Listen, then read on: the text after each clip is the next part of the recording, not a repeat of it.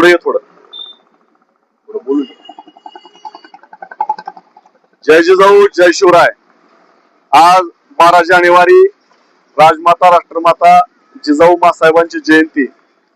ज्या मातेने या अखंड हिंदुस्थानाला संपूर्ण जगाला आदर्श असा राजा शिवछत्रपती दिला, ज्या राजाने 11 पगड जाती 12 बलुतेदान सर्व जाती धर्माला सोबत घेऊन स्वराज्याची निर्मिती केली, प्रत्येक रयतेला आपल्या पोटच्या पोराप्रमाणे सांभाळलं, अशा या राजाच्या आईसाहेब राजमाता जिजाऊंची जयंती.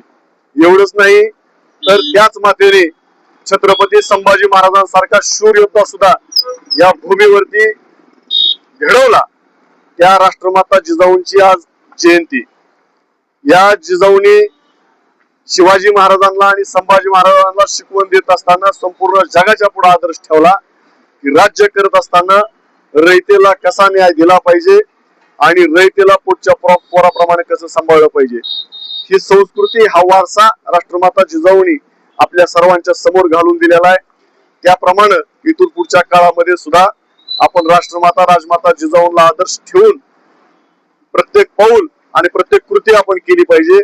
तरच खऱ्या अर्थानं जिजाऊंच्या स्मृतीस खऱ्या अर्थानं अभिवादन होईल, त्यांचा वारसा आपण पुढे चालवतोय अशा पद्धतीने आपण समजलं जाईल. म्हणून आज 12 जानेवारीच्या निमित्तानं बार्शी येथील जिजाऊ चौक या ठिकाणी आपण आपल्या भगिनी शीतलताई मांजरे यांच्या हस्ते आपण राष्ट्रमाता जिजाऊंच्या प्रतिमेचं पूजन केलेलं आहे.